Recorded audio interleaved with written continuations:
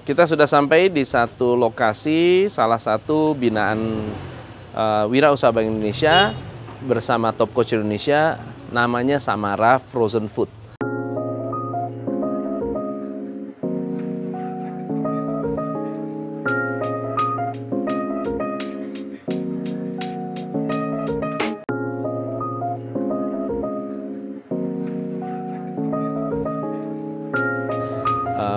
Bisnisnya awalnya sangat simpel dan sederhana, tapi hari ini kita akan lihat hasilnya seperti apa setelah dilakukan pendampingan.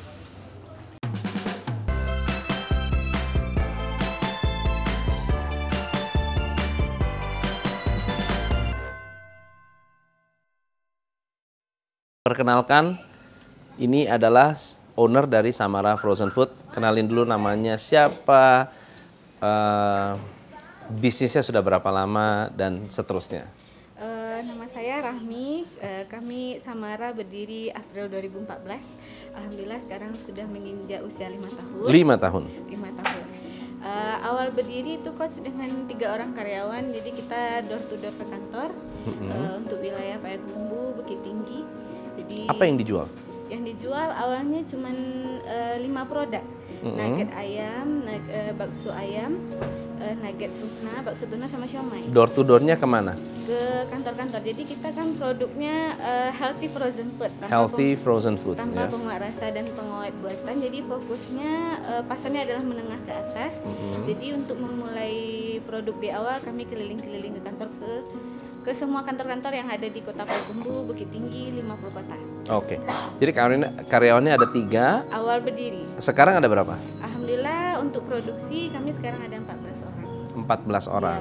Ya, jadi kalau zaman dulu sebelum ada pembinaan Bank Indonesia, 1 bulan menjual berapa dan sekarang bisa menjual berapa?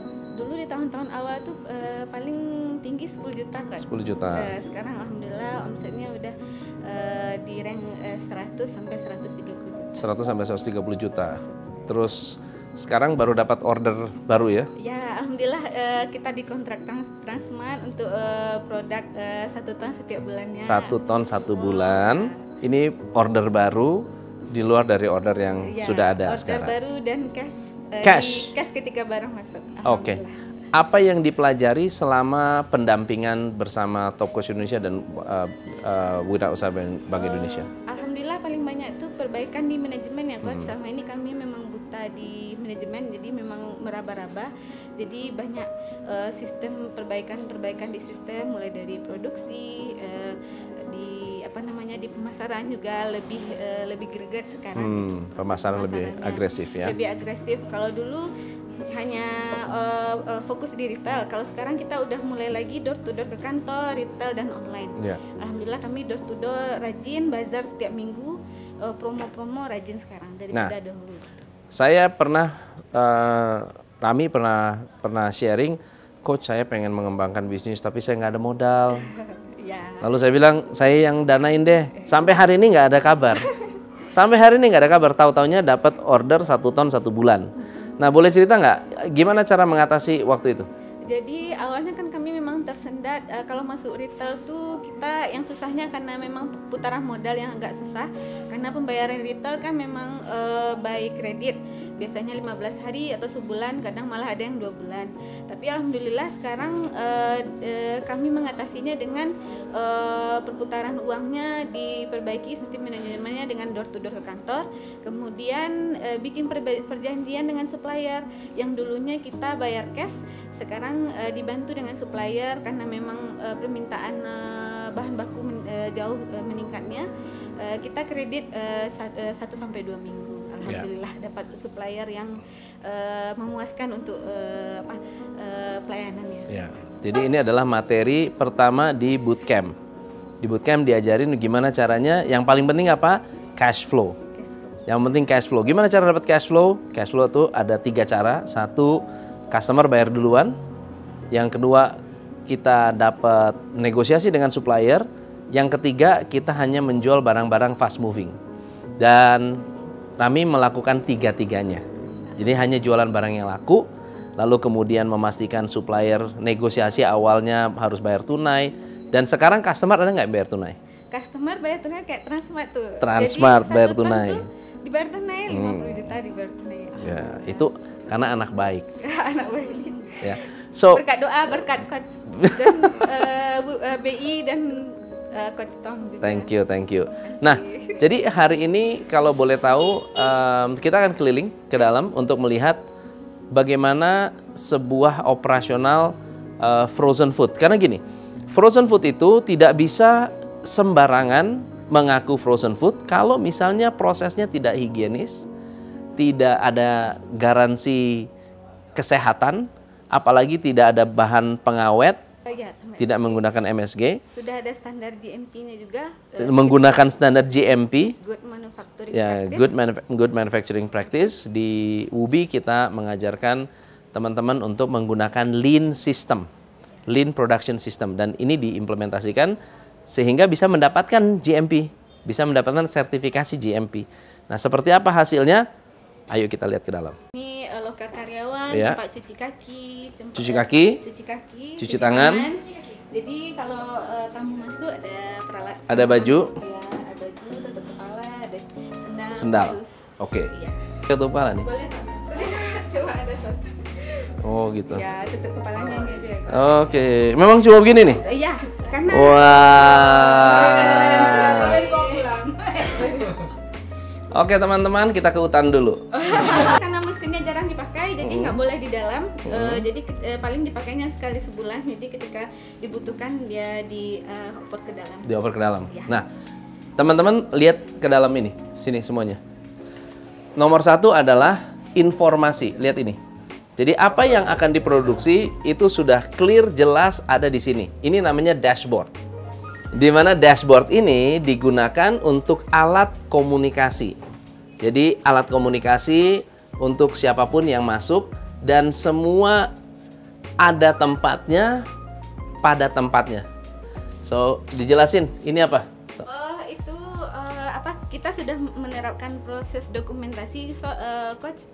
Ini proses untuk sertifikasi namanya HACCP, Hazard Analysis Critical Control Point. Jadi semua proses produksi kita dokumentasikan. Salah satunya ini. Jadi ini karena agak kecil karena proses pendokumentasian ayam masuk, bahan baku masuk. So, jadi kalau saya bisa jelaskan di sini, ini adalah alat untuk mendeteksi kontaminasi. Supaya yang misalnya nih, hari Rabu tanggal 26 September ada ayam masuk lalu diproduksi. Lalu ceritanya keluar produksi dengan batch yang sama, dengan kode yang sama, lalu kemudian ada yang kena keracunan misalnya. Nah, keracunan itu bisa ketahuan dari siapa? Siapa yang mensuplai? Kalau suplainya berbeda-beda, kita bisa langsung tahu dan bisa langsung ada tracking, ada alat untuk menelusuri. Ini masalahnya siapa, kenapa, kapan terjadinya. So, ini sangat-sangat penting sekali dan ini salah satu dokumen yang dinilai kalau Anda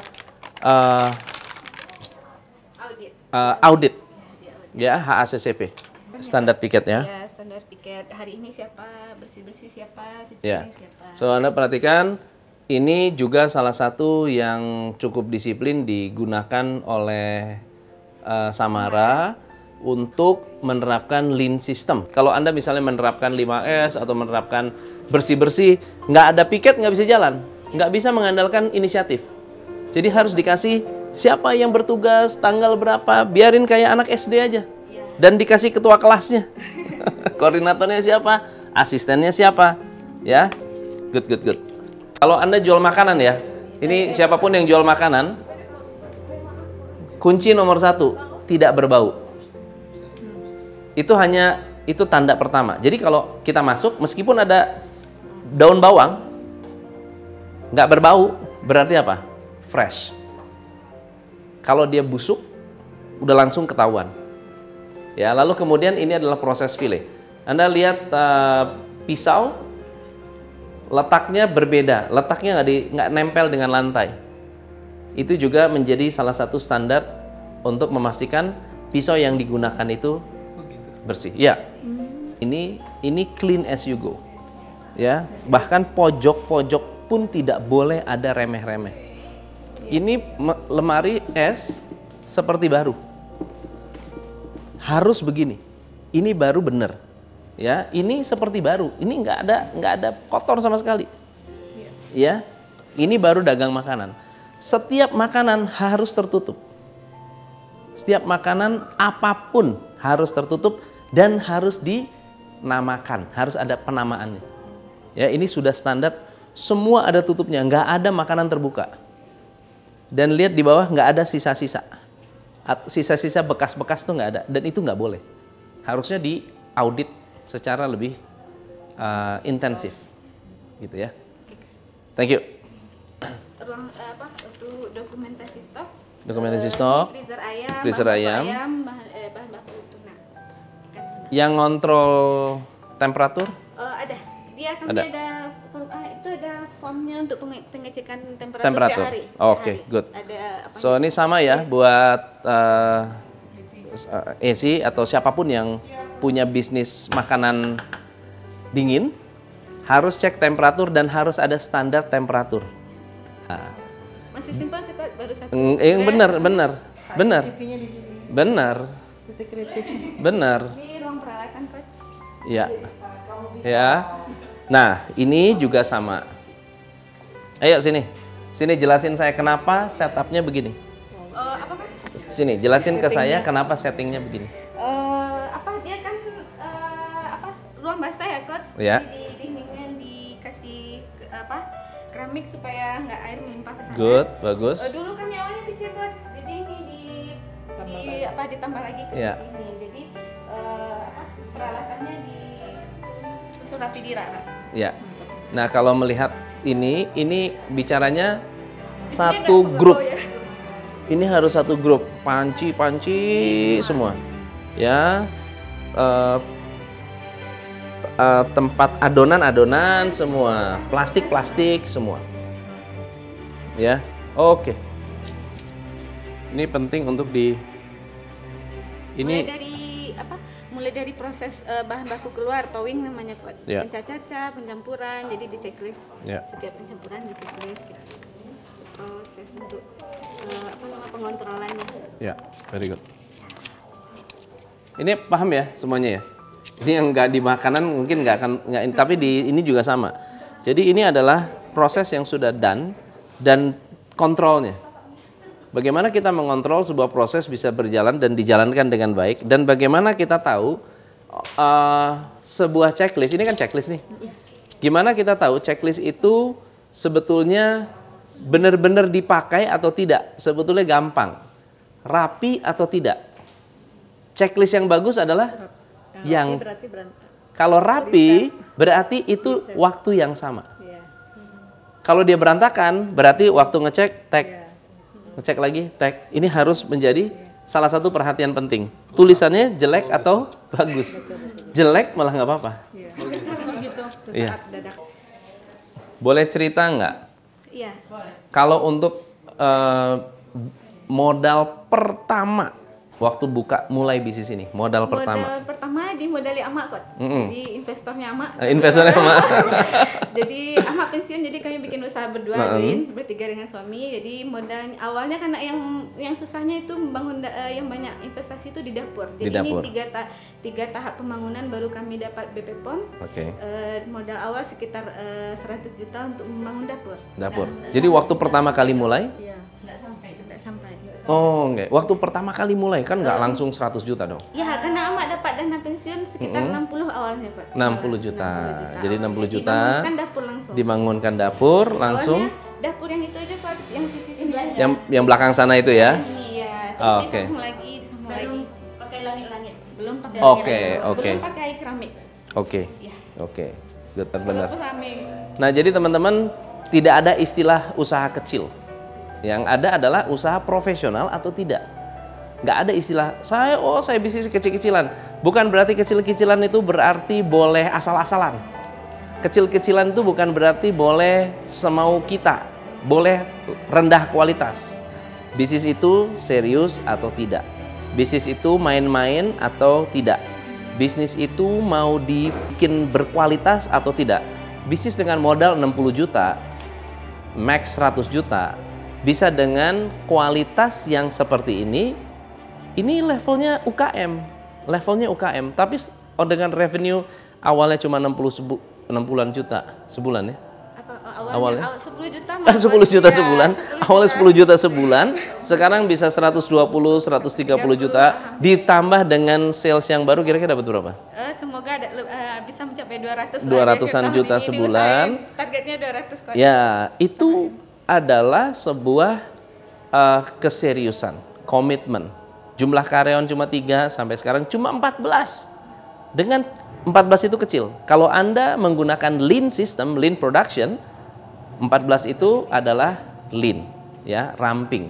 Dan saya suka Rami memang mengimplementasikan apa yang diajarkan selama wirausaha, selama kita training lah, selama kita coaching. Dan ini didampingin sampai seperti ini. Good job banget ya teman-teman. Ini inspirasi buat Anda.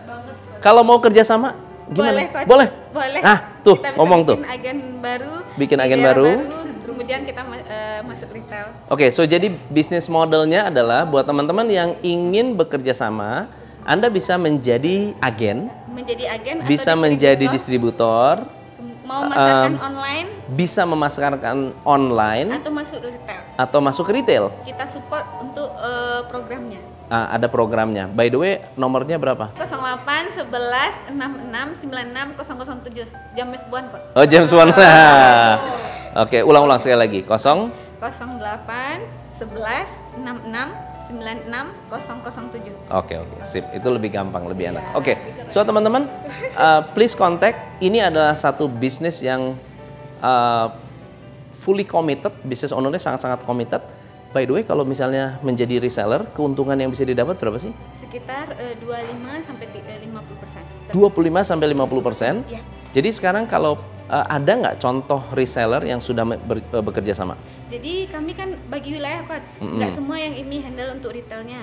Untuk Payakumbuh Bukit Tinggi itu dia udah memegang namanya Kak Melianda, dia memegang 10 swalayan. Jadi dia beli cash ke kami sediain freezer, dia yang handle untuk swalayannya. Jadi konsep freezer udah dijalanin ya? Jadi saya ajarin dia nih, dulu ngomongnya apa? Ya coach, masa kita siapin freezer? Saya bilang harus siapin freezer, kalau nggak ada itu itu dagangan kita. Dagangan kita sebetulnya bukannya isinya.